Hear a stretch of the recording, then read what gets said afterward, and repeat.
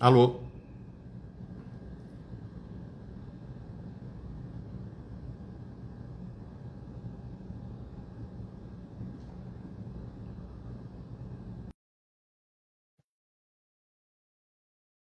Rogério?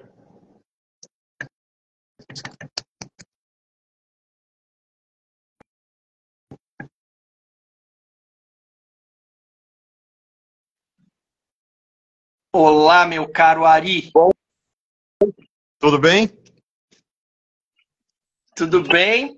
Peraí, deixa eu me arrumar aqui. Você está me vendo bem? Perfeitamente. Que alegria. Então a gente está se conhecendo hoje, é isso? Exatamente. É.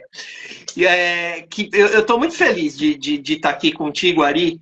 É, e assim, eu acho que a gente vai falar um pouco disso, mas a gente se aproximou, eu acho que por uma afinidade literária. Acho que é isso, né?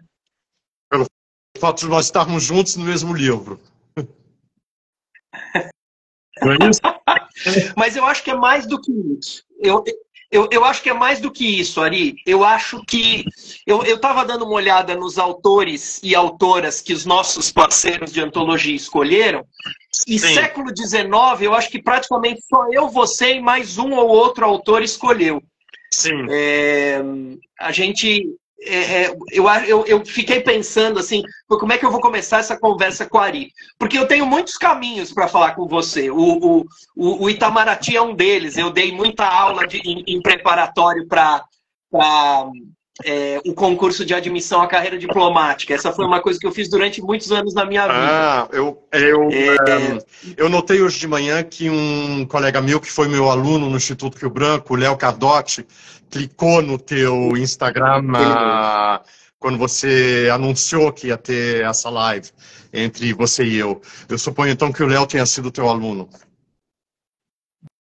Exatamente. O Léo Cardotti foi meu aluno lá no Rio de Janeiro. Ele foi meu aluno no Instituto Rio Branco em uma aula de política externa brasileira e era um aluno brilhante.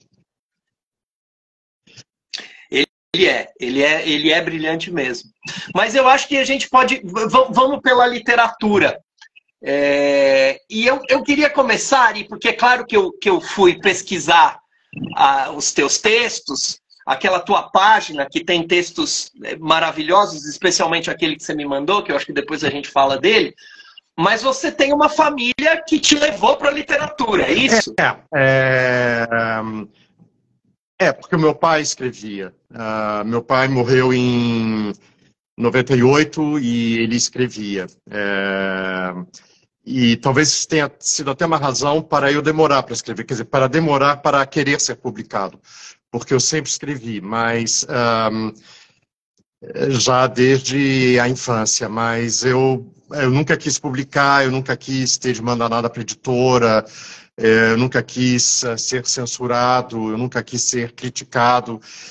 E daí, em 2016, eu gradualmente eu criei a minha página pessoal na internet, e daí criei coragem de começar a publicar.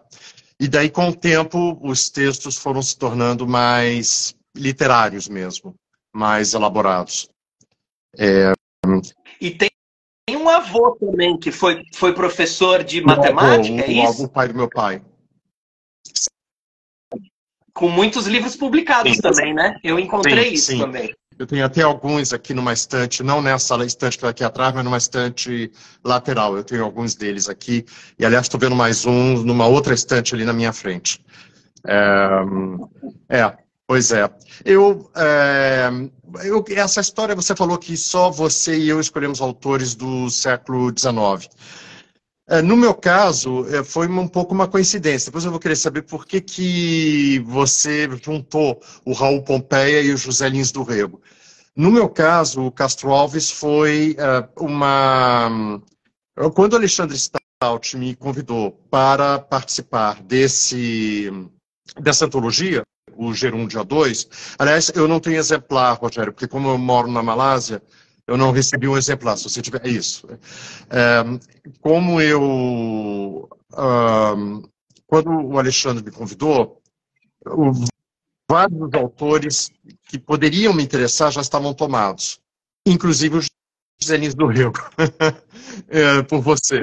Então, por acaso, no meu conto na antologia, eu começo falando que em janeiro de 2022 eu estava andando à beira do rio Singapura, em Singapura, e que daí o Castro Alves se materializou. E isso aconteceu, quem ler o conto vai entender. Mas aquela história aconteceu, de eu passar na frente de um restaurante que tinha carneiro à moda de Misó, e daí o poema do Castro Alves, o Vozes da África, que fala de Missora, que é Misó, surgir. E eu estava querendo escrever sobre isso. E porque, ao mesmo tempo, a coleção do Sultão Tipô, no Museu de Artes Islâmicas da Malásia, é uma coleção muito importante. Então eu queria escrever sobre essas coisas todas. E Sultão Tipô era o sultão de Mysore, justamente, no século XIX. Então eu queria escrever sobre essas coisas. Daí, no fundo, quando o Alexandre Stout me convidou para participar do Gerúndio A2, e eu aceitei, e daí eu achei, bom, talvez seja a oportunidade de eu escrever o que eu queria escrever sobre o Castro Alves. Foi assim. Agora eu quero saber como é que você teve a ideia de juntar o Raul Pompeia e o José Lins do Rego. Porque os dois livros que estavam na minha cabeça quando eu escrevi o conto, porque o conto foi atendendo mesmo ao pedido do Alê.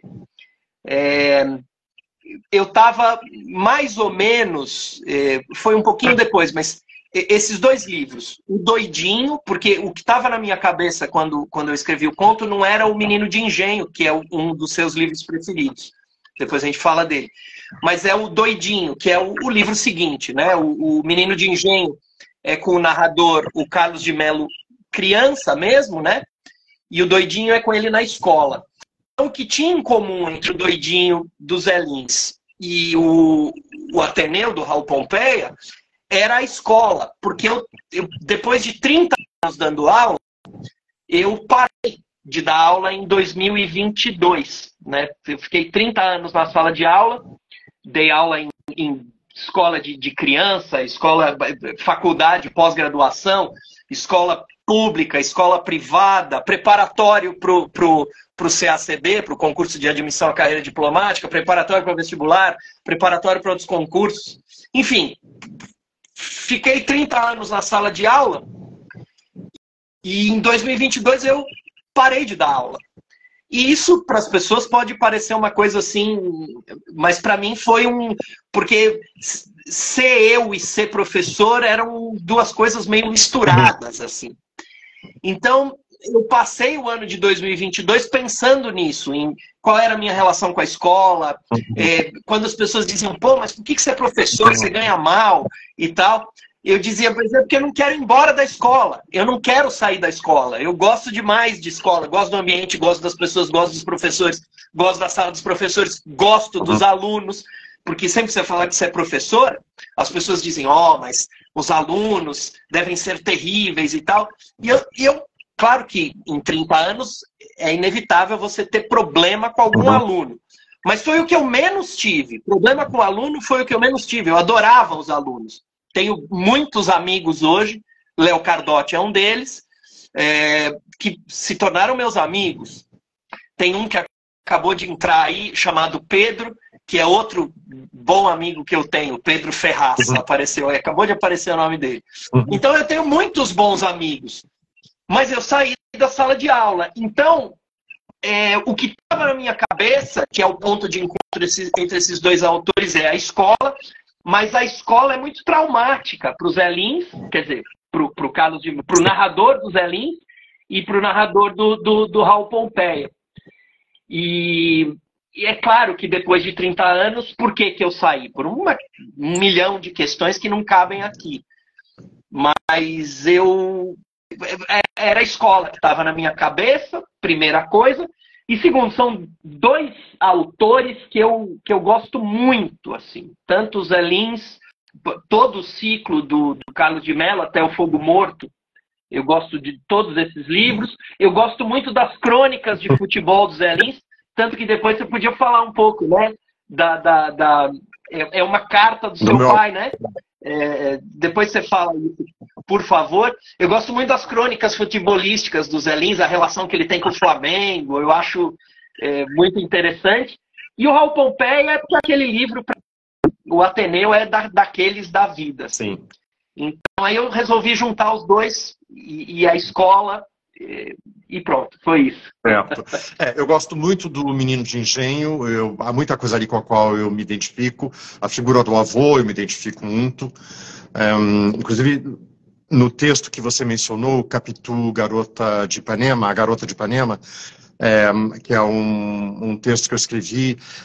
Eu gosto muito desse texto, na verdade. Foi um dos meus textos mais bem-sucedidos. É um texto em que eu falo do Arquivo Museu de Literatura Brasileira na Casa de Rui Barbosa, no Rio de Janeiro. Eu acho esse Arquivo Museu de Literatura Brasileira uma coisa fenomenal, que possa existir. E eles têm um manuscrito do Menino de Engenho nesse Arquivo Museu. E eu cheguei a ver e a tocar o manuscrito, e foi uma coisa muito comovente para mim. E eu menciono no Capitu Garota de Ipanema, eu menciono que o meu avô era muito como o avô do Carlos de Melo, descrito no Menino de Engenho. Muito fechado, muito sério, muito retraído.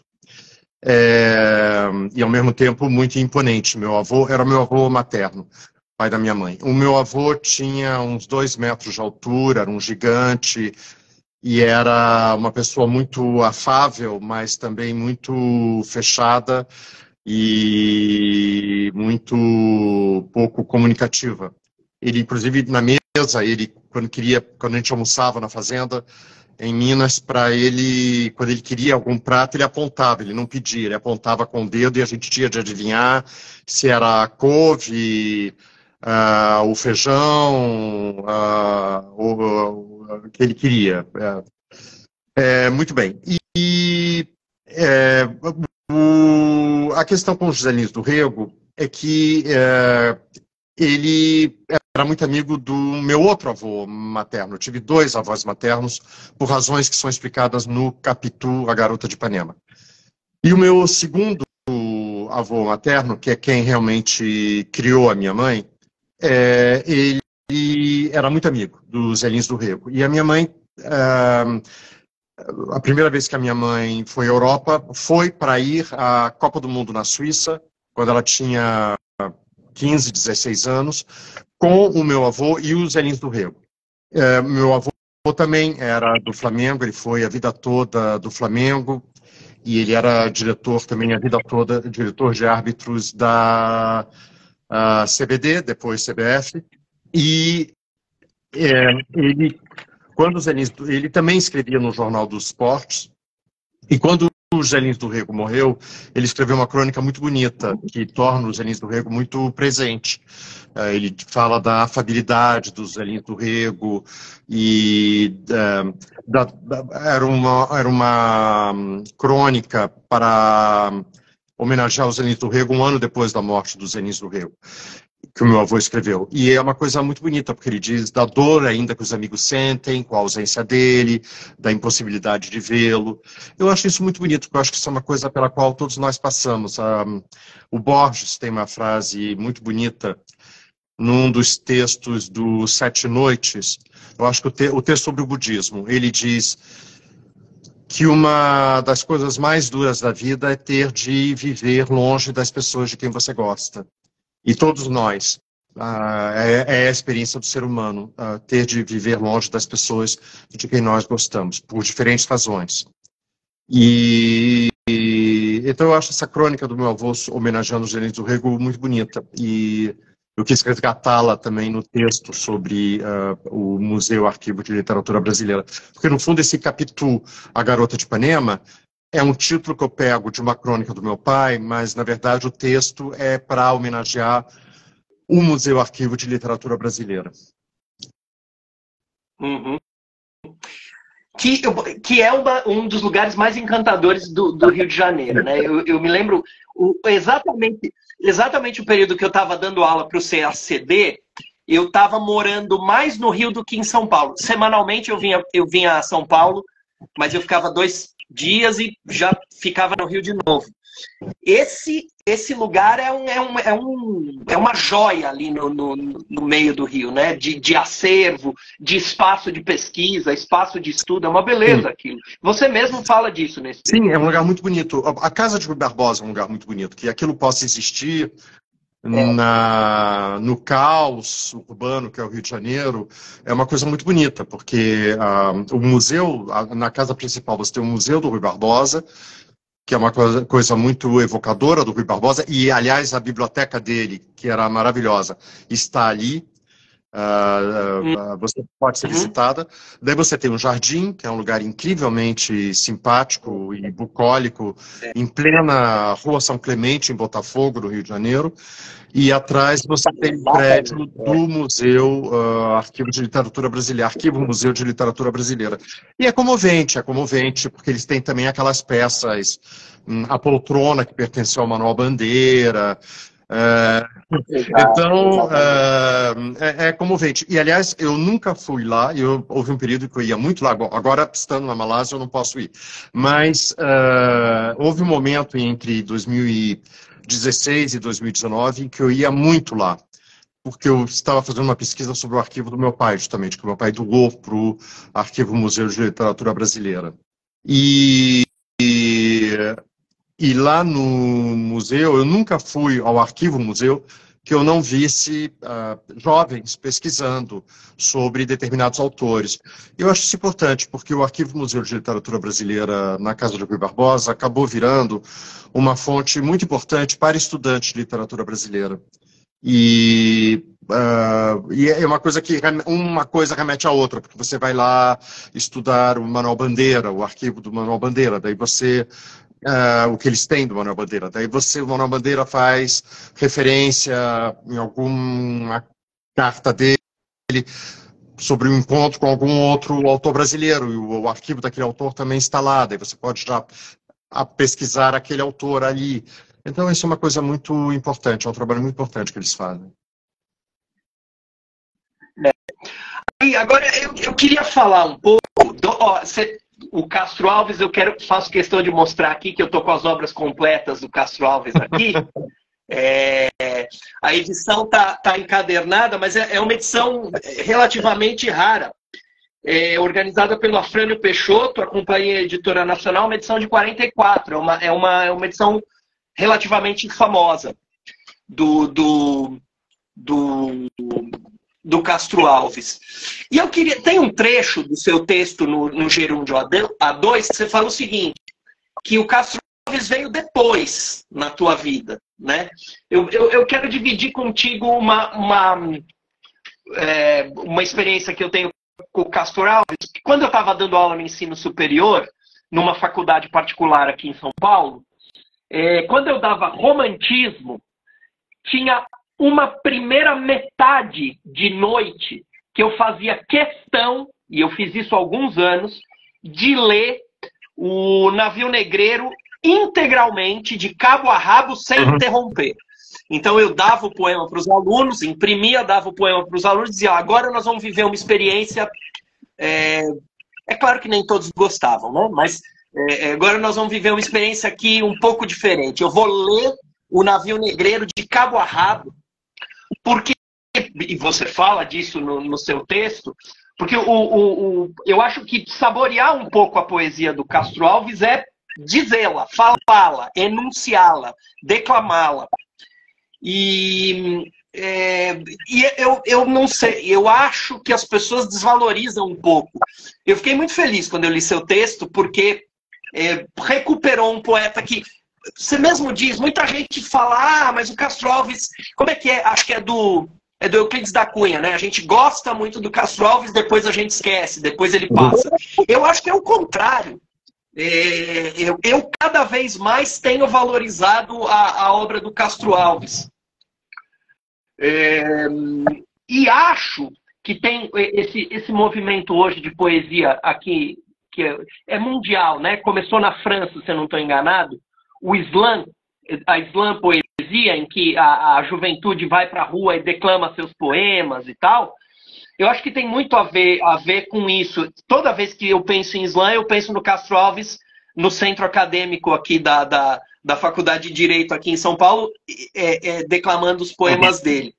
Eu queria saber por que o Castro Alves era para você um poeta que você não valorizava muito e depois ele se tornou um poeta mais interessante. Bom, a edição que você conhece o Castro Alves melhor do que eu, isso está bem claro em tudo que você acaba de falar. A edição que eu tenho do Castro Alves é o Espumas Flutuantes, numa edição antiga, que era do meu avô materno, justamente o amigo do José Nino do Rego. E quando eu era criança, eu achava muito verborrágico. Eu cito no meu texto um exemplo, que eu vou ler aqui, que é O Coração. Já um poema chamado Coração já é uma coisa que deixa um pouco preocupado, um pouco romântico excessivo. E daí o poema diz: o coração é o colibri dourado das veigas puras do jardim do céu. Esses são os primeiros versos. Meu Deus, o que quer dizer isso? Eu não vejo nada aqui, não quer dizer absolutamente nada. Daí continua. O coração. Tem o mel da granadilha agreste, bebe os perfumes que a bonina deu. O outro, que são as veigas puras do jardim do céu, o outro voa em mais virentas balsas, pousa de um riso na rubente flor. Vive do mel, a que se chama crenças. Vive do aroma, que se diz amor. Daí acaba o poema. Então você tem um poema chamado Coração, que tem 2 estrofes, são só 8 versos, e que termina com a palavra amor. É duro. E eu, quando era bem jovem, eu não gostava dessas coisas muito melodramáticas ou esses arrobos românticos. Eu não curtia isso. Então, um poema intitulado Coração, que termina com a palavra amor, não era uma coisa... Era um adolescente escrevendo isso. O Castro Alves morreu com 24 anos. Era um garoto muito jovem quando ele escreveu tudo isso. Mas, mais recentemente, por causa da minha mulher, que gosta muito de poesia, eu comecei a me interessar mais pelo Castro Alves.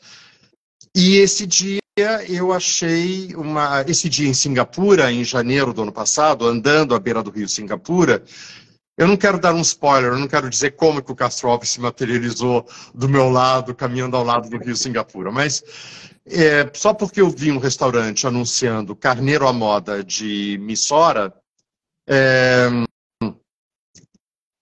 o Vozes da África, que é um poema muito forte, se materializou ali do meu lado, porque no poema ele fala de Missora. Aliás, versos muito bonitos. E daí também houve essa coincidência de eu em janeiro do ano passado, justamente, quando o Castro Alves se materializou do meu lado, à beira do rio Singapura, na ilha de Singapura, no Sudeste Asiático, eu tinha acabado de publicar um texto no defunto Estado da Arte, e eu vi, aliás, que o Gilberto Morbach, que era editor do Estado da Arte, está nos ouvindo. Ele entrou faz alguns minutos. Bom dia, Gilberto. E o Estado da Arte, é uma pena que o Estado da Arte tenha tido de fechar, foi uma grande pena. O Estadão não dava apoio à revista e teve de fechar, porque eu achava o Estado da Arte o grande centro de pensamento intelectual, filosófico, cultural no Brasil. Mas, enfim, fechemos esses parênteses. Eu tinha acabado de publicar no Estado da Arte e numa tradução para o inglês, numa revista na Malásia, um texto sobre o Museu de Artes Islâmicas. E eu gosto muito desse museu, aqui em Kuala Lumpur, é o museu mais importante da Malásia, que tem uma coleção incrível. E o Tipu Sultan, que foi o último sultão de Missora, justamente, e que foi derrotado pelos ingleses na luta contra o colonialismo na Índia no século XIX, Missora, para mim, sempre foi uma palavra mágica, talvez por causa do Castro Alves. Sempre foi, desde que eu era criança, Missora, para mim, era uma coisa incrivelmente mágica. E eu nem sabia situar no mapa, eu nem sabia que era direito que era na Índia. Mas eu sempre achei o nome fascinante. E quando eu, aqui em Kuala Lumpur, de tanto ir ao Museu de Artes Islâmicas, de escrever sobre o Museu de Artes Islâmicas, o sultão ficou uma coisa muito presente, inclusive por causa da importância histórica dele. Ele morreu numa batalha guerreando contra os ingleses, tentando impedir o avanço do colonialismo inglês na Índia. E eu sou sempre muito crítico de qualquer ato colonialista, e então e o Tipu Sultão não era um homem bonzinho, não, ele era um homem bastante cruel, mas a figura dele é uma figura muito importante historicamente, porque foi o último bastião, um dos últimos bastiões na luta contra o colonialismo inglês. Então eu tinha a Missora, o Sultão Tipu muito presentes na minha cabeça, e então quando eu vi esse restaurante apresentando um carneiro de Missora, à beira do rio Singapura, e de repente do meu lado, as estrofes do Vozes da África, que incluem Missora, foram declamadas enquanto eu caminhava, eu achei que eu tinha de escrever sobre tudo isso. E daí, no fundo, o Alexandre Stout me deu a oportunidade de escrever sobre tudo isso, ao me convidar para participar do Gerúndio A2. Que legal. Eu sou fãzaço do Castro Alves, e de outro que os manuais, pelo menos, colocam como menor, que é o Casimiro de Abreu. Porque que é outro, né? Também verborrágico, menos do que o Castro Alves. Mas você pega os manuais, pega o Antônio Cândido, o Alfredo Bose, o próprio Melchior, que aparece de passagem ali numa carta do seu pai, ele cita, né, que o Melchior, muito jovem, já estava fazendo crítica literária e tal. Todos esses manuais, para mim, são centrais. Bose, Cândido, Melchior, falam que o Casimiro tem uma poesia um pouco fácil demais, uns versinhos fáceis demais, mas eu valorizo muito esses românticos, o Casimiro, o Castro Alves, porque eu acho essa declamação uma portona de entrada na leitura de poesia. Eu acho fundamental, assim. Por isso que eu lia o Castro Alves integralmente na sala. Eu fazia questão.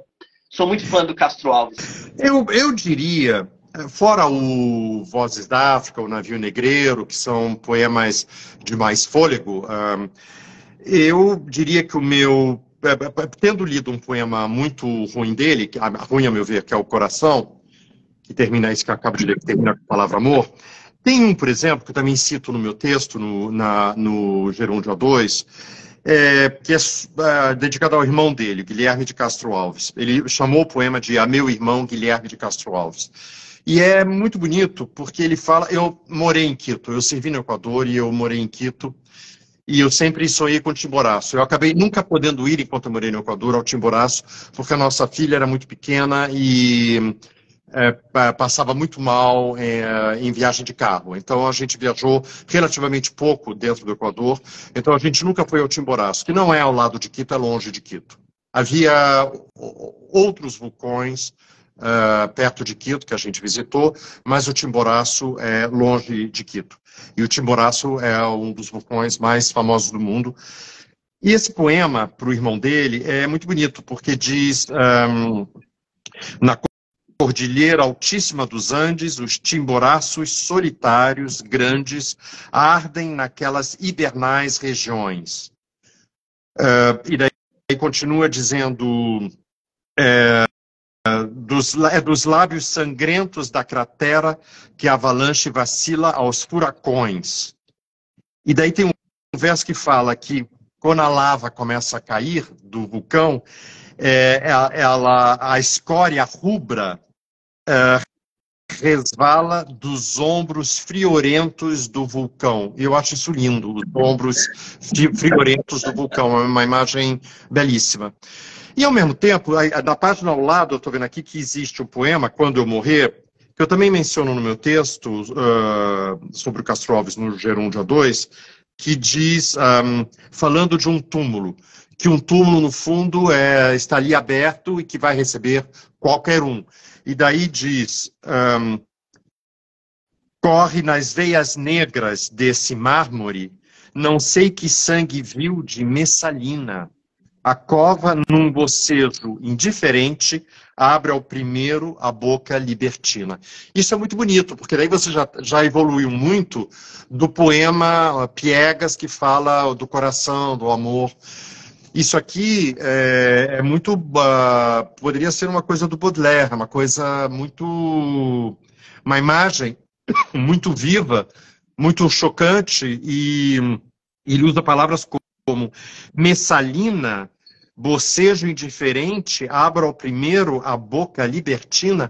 Estamos bem longe dos arrobos românticos, né? Então, eu gosto, então, há poemas dele muito cruéis. É uma pena, você fica se perguntando o que ele teria escrito aos 30, aos 40, aos 50. Eu acho que essa é sempre a maior tragédia quando um artista morre cedo. Se o Mozart não tivesse morrido aos 36 anos, de quantas óperas nós fomos privados do Mozart? Então é uma coisa triste quando o artista morre muito jovem. E você fica se perguntando aonde teria chegado o Castro Alves, o que ele teria escrito, o que ele teria feito. Raul Pompeia também. Puxando aqui, o Raul Pompeia também é um, né, infelizmente se suicidou. Eu também fico pensando, né, porque o Raul Pompeia ele tem outras coisas, mas a gente leu o Ateneu mesmo, né? E eu também penso, o Raul Pompeia também poderia ter dado outras contribuições. Que outros livros dele você recomendaria? Olha, ele tem uns contos, e assim, são coisas assim que eu li muito de passagem, então nem me sinto seguro. Eu sei que ele tem alguns contos, se eu não estou enganado, tem um outro romance, mas é uma coisa um pouco mal acabada. De fato, ele não tem muito mais grande coisa, não. E do que eu pude ler, mas eu confesso que eu não me aprofundei, foi uma leitura assim, passageira, realmente é só o Ateneu que tem maior interesse. Mas eu precisaria correr atrás. Pelo que diz, a Lúcia Miguel Pereira diz, né, que o que ele deixou mesmo foi o Ateneu.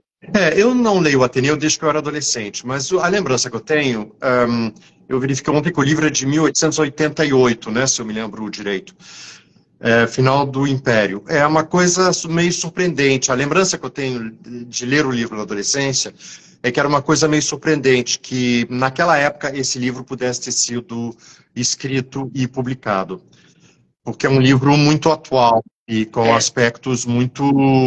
A sexualidade é uma coisa muito presente. São dois livros que quando eu li adolescente, eu fiquei impressionado como é que esses livros, no Brasil do século XIX, puderam ser publicados. O Ateneu e o Cortiço. Eu não lembro do ano de publicação do Cortiço. Mas são dois livros que você fica se perguntando como é que isso pôde ser publicado na época. Ari, eu vou aqui, eu não vou dar um spoiler, mas vou entregar algo que diz respeito ao meu conto que está na nossa antologia, no Gerúndia 2. Um leitor cuidadoso do Ateneu encontra lá uma crítica ao ensino privado. É muito impressionante que um livro de 1888 contenha uma crítica ao ensino privado. Uma das personagens mais famosas do Ateneu, e arrisco dizer da literatura brasileira, é o dono da escola, que é diretor da escola, que é o Aristarco. E tem um momento lá que ele chama o Aristarco de homem sanduíche da educação brasileira. Homem sanduíche quer dizer o homem placa. Sabe aqueles sujeitos que antigamente ficavam no centro de São Paulo? Eu via muito, não sei se... Mas acho que no centro do Rio devia ter. Aquele sujeito que ficava com uma placa na frente, uma placa atrás, escrito "Vem do Ouro". Homem sanduíche era isso. Então, quando ele chama o Aristarco de homem placa, de homem sanduíche da educação nacional, eu já exultava. Então, quando eu dava aula de um Ateneu, eu falava, cara, tem aqui uma crítica à educação privada, né? Porque eu sou, assim, um severo crítico da educação privada e sou um severo defensor da educação pública. Eu acredito muito que a educação tem que ser pública. Mas aí ele continua e diz que na frente dessa placa, o Aristarco dizia que o ensino do Ateneu era um ensino muito moderno, era um ensino antenado com as novas tendências, e que na placa de trás, o ensino, ele defende as tradições. Embora ele seja um inovador, ele não abandona as tradições. E depois tem um caminho lá, o Raul Pompeia não é um autor fácil, né? Ele tem uma escrita que, inclusive, ajuda a dizer muito sem que o leitor perceba, se não estiver atento. Ele insinua que, na verdade, o que interessa, essas duas coisas se dissolvem uma na outra e o que interessa é a propaganda da escola. Eu tô para ver alguém que diga alguma coisa tão, tão atual sobre a escola. Então, quando eu escolhi o Raul Pompeia, eu também escolhi o Raul Pompeia porque tem ali no Ateneu, todo mundo fala do Ateneu, dos dilemas do narrador, a questão da sexualidade que você falou, e tudo isso está no livro. Mas o que me apaixona no Ateneu é a crítica da escola, é a crítica a crítica do decoreba. Tem um capítulo lá no meio que ele diz: saber geografia era decorar os nomes dos rios sem saber onde eles estavam no mapa. Então, assim, o que eu mais gosto no Ateneu, em primeiro lugar, é isso, é a crítica da escola.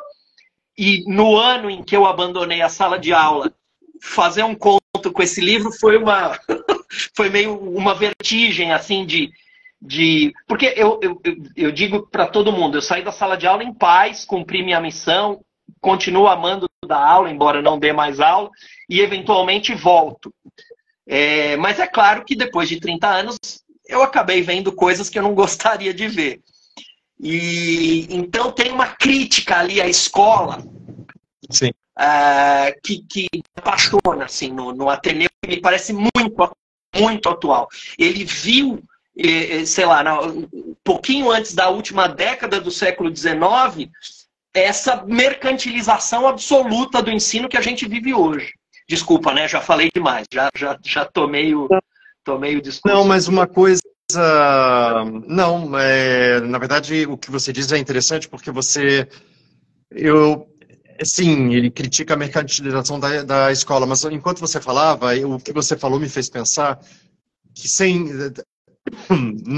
ter lido o livro nos últimos 40 anos, é que ele também, no fundo, ao fazer isso que você apontou, a conclusão que eu tiro ouvindo você é que ele está condenando o uso que se faz dos jovens, a instrumentalização dos jovens, os jovens utilizados para fins pessoais, no caso, o dono da escola. A violação do jovem, a conspurcação da criança, do adolescente. É a conclusão que eu tiro ouvindo o que você acabou de dizer. É a conclusão a que eu cheguei. E como a escola, que deveria ser uma instituição de formação, pode, dentro do modelo, uma instituição que faz o inverso disso, né? Que é uma escola que não forma, é uma escola que, ou, em outro sentido, é uma escola que forma negativamente, né? Que é um pouco o que tem lá, o meu conto vai um pouco nesse sentido. o fechamento da biblioteca. É que eu também não quero dar spoiler do conto, mas está lá, né? Os meninos que querem se formar pela literatura precisam fazer isso num espaço que está fora da escola. Isso está lá. Você sabe que no teu conto, no começo, na primeira página do teu conto, eu lembrei de um filme do Kleber Mendonça, O Som ao Redor. Você viu esse filme? Sim. Eu acho esse filme... Eu gosto muito do Kleber Mendonça, inclusive eu vou fazer... aqui na Embaixada do Brasil, em Kuala Lumpur, eu vou fazer em setembro, a gente vai fazer na Embaixada, um festival de cinema brasileiro com 3 ou 4 filmes, os quais 2 vão ser do Kleber Mendonça. Mas você tem aqui uma frase que diz o seguinte... falando do Carlos de Melo, porque você mistura o personagem principal, que é o narrador do Menino de Engenho, com um personagem do Ateneu, o Sérgio. E você os coloca junto com o narrador, que eu entendo que você cria, chamado Mário, num colégio em São Paulo. E daí você tem a seguinte frase, que eu achei puro som ao redor, me lembrou muito. Porque você diz assim, puro som ao redor no sentido de que aponta uma realidade sociológica brasileira. Você diz, porque o Carlos de Melo, quem lê O Menino de Engenho sabe, é um garoto órfão de mãe, e que não pode ser criado pelo pai, já que o pai está na prisão porque matou a mãe, e ele vai ser criado pelo avô, no engenho do avô, na Paraíba. E num ambiente rural, onde várias experiências acontecem, inclusive sexuais. É um livro de formação, digamos. Mas você traz o Carlos de Melo de volta à cidade. Você o traz para São Paulo, para esse colégio em São Paulo, na época contemporânea. É uma ficção, você está fazendo uma ficção em torno a 2 ficções, o Ateneu e o Menino de Engenho. Mas a frase que eu quero ler é a seguinte. Você descreve como era Carlos de Melo, tinha vindo da Paraíba, e daí você diz, mas aqui no meio dos prédios, em São Paulo, o Carlos não era quase ninguém. Nas bocas ferinas dos paulistanos era apenas Paraíba. E enchiam a paciência dele por causa do sotaque, das expressões desconhecidas, do olhar desconfiado de quem estava longe demais de casa. E eu acho que O Som ao Redor mostra exatamente isso, o filme. Mostra o coronelismo transportado, no caso, em Pernambuco, o coronelismo transportado do engenho, no interior de Pernambuco, para Recife. E então essa tua frase, eu achei uma frase muito contemporânea, porque você está juntando, você está fazendo uma análise de 2 livros, um de 1888, o outro de 1930 e pouquinhos. Você mistura os personagens dos 2 para fazer comentários sobre a realidade atual brasileira. E eu achei isso muito interessante, porque no fundo, ao fazer isso, o que você está apontando é a atualidade do Raul Pompeia, um autor do século XIX, e do José Lins do Rego, um autor da primeira metade do século XX. Então, por isso que eu achei o teu texto particularmente relevante, e por isso que eu fiquei feliz quando o Alexandre Stout, editor do Gerúndio A2, deu a ideia de autores do livro fazerem essa live. Eu fiquei feliz de poder fazer a live com você, porque eu achei o teu texto isso, você pega 2 autores que não são contemporâneos, mas você mostra a contemporaneidade desses autores. Por isso que eu achei... Ou Ari, eu não sei, é engraçado. Eu também fiquei muito feliz de poder fazer a live contigo, porque dando aula para os meus, no preparatório para o concurso de admissão à carreira diplomática, uma coisa que eu estudei muito, tanto para dar aula de redação quanto para dar aula de língua portuguesa, eu estudei muito o que no Instituto Rio Branco tem o nome que é o curso de... Puxa vida, esqueci o nome do curso. Mas há um curso lá no Instituto Rio Branco de intérpretes do Brasil, de interpretações do Brasil, de leituras do Brasil. Acho que é esse o nome, se não me engano, do curso. E aí eu montei um curso nos preparatórios que eu fazia, lendo esses clássicos de interpretação do Brasil, Sertões, Gilberto Freire, Casagrande Senzala, que dialoga muito com os Zé Lins, Raízes do Brasil, esses clássicos, Raízes do Brasil do Sérgio Buarque, Formação do Brasil Contemporâneo, e aí vinha me aproximando. E uma percepção que eu tinha com os alunos, percepção que se reproduzia na literatura, é que, em alguma medida, o Brasil, essa experiência brasileira, essa experiência de ser brasileiro, precisa aprender em alguma medida que, eu estou aqui cheio de dedos, porque eu não sei se eu vou falar uma bobagem, mas espero que não.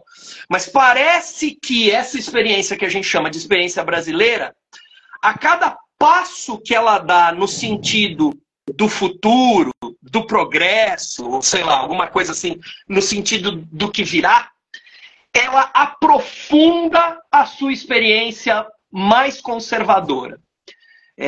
Então a gente identificou em todos os grandes autores da literatura brasileira, e é claro, o defunto autor do Machado de Assis talvez seja o pai de todos esses autores, né? O pai de todos esses narradores. O Brás Cubas, em alguma medida, ele é uma voz do passado, e de um passado escravista, etc., que se presentifica cada vez mais. Eu fiquei pensando, né, que depois eu pensei, quando eu escrevi o conto, que eu tentei fazer, é claro que, por favor, não estou me comparando, não é nada disso, mas o que eu queria conversar era com isso, sabe? Tem uma passagem do conto em que os meninos se enfileiram como numa fileira militar, e como numa filinha mesmo, né, de soldados, etc. Aquela passagem não está lá por acaso. Os dois meninos que estão lá e que começam a brincar nessa fila, são dois meninos que estão olhando para um passado violento, militarista que o Brasil tem, muito essa tentativa, né, de os bons costumes, etc e tal.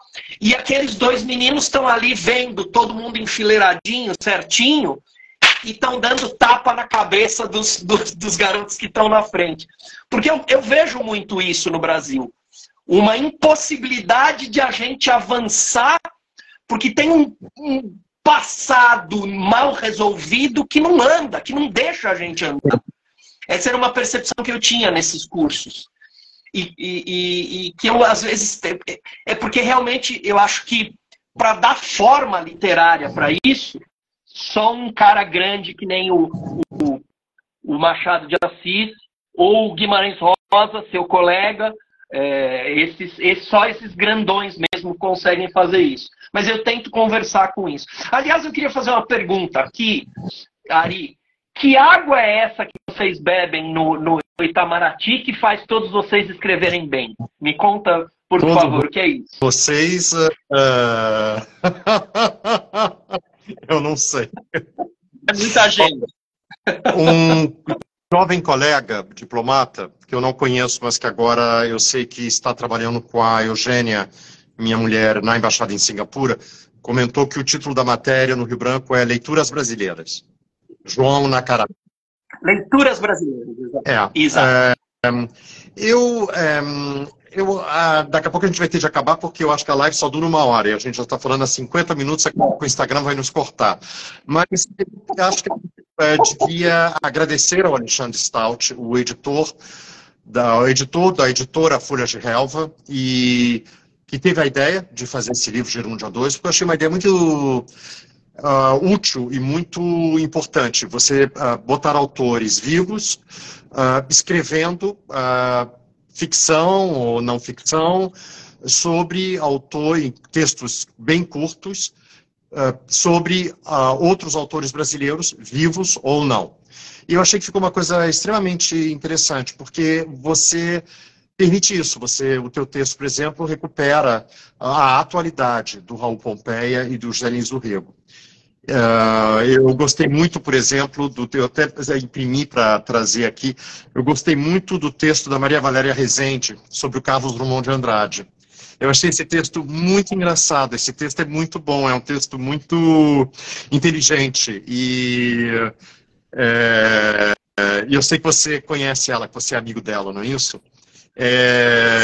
Sim. Depois você comenta com ela, que eu achei o texto dela no Gerúndio A2 um texto muito, muito, muito inteligente, muito legal e muito engraçado, inclusive, e termina de maneira surpreendente, ainda mais se você considerar que ela, se eu entendo bem, mora num convento, não é isso? A Maria Valéria? Exatamente. Exatamente. Em João Pessoa, na Paraíba. Justamente, olha, que nem um menino de engenho. Então você comenta isso com ela aqui. Como eu falei, eu separei trazer o texto. E como vocês veem, é bem curtinho, é um conto para quem entrou agora. Esse é um dos textos do Gerúndio A2, a Maria Valéria Rezende escrevendo sobre Carlos Drummond de Andrade, e é um texto de 2 páginas e meia. São contos pequenos. E eu achei essa iniciativa muito boa. E se chama Gerúndio A2 por causa disso. É alguém fazendo, um autor contemporâneo, fazendo alguma coisa com um autor, com outro autor.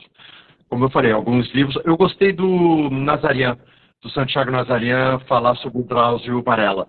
Eu achei que a maneira como ele falou do Drauzio Varela foi muito engraçada. É um texto extremamente engraçado.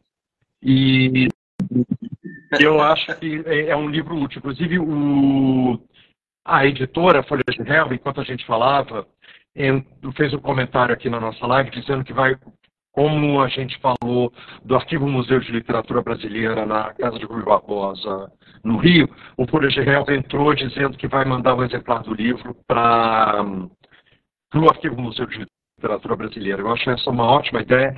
Depois eu vou entrar em contato com o Alexandre Stout e dar para ele o contato da diretora do Arquivo Museu de Literatura Brasileira, para ele poder mandar isso. Rogério, eu queria te fazer uma pergunta. A tua editora, a editora Edra, vocês se especializam em quê? Vocês publicam que tipo de autor, que tipo de literatura? Eu trabalho lá, não é minha editora. eu sou editor da Edra, mas eu não sou sócio e cheguei lá. Eu fui trabalhar na Edra exatamente agora que eu saí da sala de aula, né? Então, eu trabalho lá desde o ano passado, desde 2022. A Edra é muito conhecida por um catálogo de clássicos, né? A Edra é muito conhecida por uma coleção que agora, por uma série de motivos, é uma coleção que não está mais sendo publicada, está sendo reeditada, mas não no formato que a consagrou, que era o formato de bolso. Então, nesse formato de bolso, a Edra publicou clássicos, classicões mesmo, assim, clássicos da filosofia grega, latina, aproveitando aqui que a gente falou do Machado agora há pouco, né? Por exemplo, eu não tenho notícia de ter em língua portuguesa o livro Viagem à Itália e Alemanha, se não me engano, do Laurence Sterne, aquele autor que é um autor predileto do Machado de Assis. Então, assim, estou falando desse livro só para dar um exemplo de um dos livros que a Edra publicou. Campanella, esses classicões, assim, classicões do Renascimento, etc. Esses são livros bem clássicos, na coleção de bolso. A Edra também se consagrou ao longo dos quase 25 anos de história que ela tem, por publicar Os Anarquistas no Brasil. Traduziu muita gente que não tinha traduzido.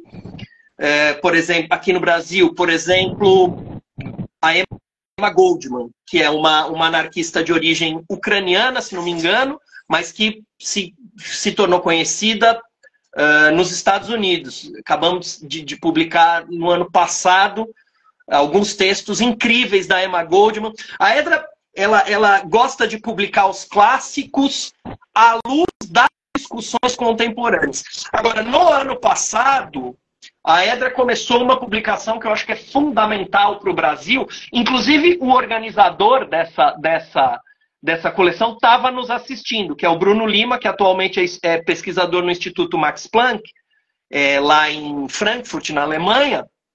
O Bruno é o responsável por uma coisa inédita na história da literatura e do direito no Brasil, que é a publicação das obras completas do Luiz Gama. A coleção, a previsão da coleção, não sei se o Bruno está aí ainda. Se ele tiver, manda um salve para a gente.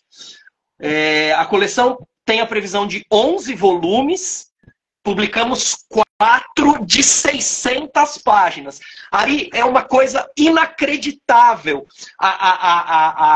como o Luiz Gama como ele produzia, porque o Luiz Gama fazia uma dupla entre as brigas que ele comprava para a libertação de pessoas escravizadas. Ele comprava essas brigas no plano do direito. Ele ia defender essas pessoas escravizadas no tribunal. Mas ele usava a imprensa. Então, tem casos que ele relata, e que estão nessa organização que o Bruno fez, que são, assim, casos incríveis. Desculpa, são meus cachorros aqui. São, assim, casos incríveis, assim. Então, eu acho que o grande lançamento, entre outros, mas o grande lançamento da Edra mais recentemente são as obras completas do Luiz Gama. Serão 11 e atualmente foram publicados 4, devem sair mais 2 nos próximos meses. Não vou prometer data, porque o Bruno, é incrível a pesquisa que o Bruno faz, Ari. Ele vai nos tribunais, ele vai nos arquivos. É uma pesquisa, assim, daquelas surpreendentes. Então, e assim, muito trabalhosas, muito trabalhosas. Não é à toa que ele acabou de ganhar um prêmio, eu me esqueci do nome do prêmio, eu passo vexame nessas lives, mas ele acabou de ganhar um prêmio na Alemanha de reconhecimento, que é um prêmio bastante importante, um prêmio acadêmico, em reconhecimento à pesquisa dele lá. Então, é uma delícia trabalhar na Edra. É uma das coisas que eu adoro, porque os pares, as pessoas que circulam por lá, o Bruno, os editores, os autores, é uma maravilha aqui, assim, de trocas e do quanto eu aprendo, né? Porque, em última análise, a sala de aula, você acaba ficando sempre um pouco nas mesmas leituras da literatura. E trabalhando no editor, eu consigo ampliar. Antes de talvez a gente tenha que acabar daqui a pouquinho. Primeiro eu quero te agradecer, Ari, pelo papo, sua generosidade de me chamar. Para quem está nos assistindo, foi o Ari que me chamou para a gente fazer, então quero te agradecer a generosidade de me chamar, fiquei felizão mesmo. E ao Alexandre, né? Você já agradeceu ao Alexandre, eu quero agradecer ao Alexandre também. Alexandre Stout, que é o nosso editor, da Folhas de Relva, que fez essa antologia, como a Ari acabou de dizer, incrível aí. Acho que vamos entrando nas despedidas. Infelizmente, sim. E eu vou mudar de roupa e trabalhar. Porque para mim o dia está começando. São 9 horas da manhã aqui em Kuala Lumpur. Muito obrigado, Rogério. Obrigado por essa conversa. Eu gostei muitíssimo. Gostei muitíssimo desse primeiro contato pessoal com você, pessoal / virtual com você. E eu queria, uma vez mais, elogiar o Alexandre Stout e o Folha de Relva por essa iniciativa. Eu acho que o livro Gerúndio 2 foi uma ideia brilhante, porque você dá voz a novos autores brasileiros e, ao mesmo tempo, você recupera autores do passado e você faz essa interação. E eu acho realmente que é um livro que mostra a atualidade de vários dos autores selecionados, se não todos. Então, eu gostei muito de participar dessa antologia e queria, de novo, agradecer ao Alexandre Stout pelo convite. E muito obrigado a você, Rogério, por essa conversa, que foi muito agradável para mim, muito informativa. Muito obrigado. Eu que te agradeço, Ari. Um grande abraço e vamos nos conhecer pessoalmente em algum momento que você passar pelo Brasil, por favor. Muito obrigado. Um grande abraço. Tchau. Um grande abraço. Tchau. Tchau, tchau.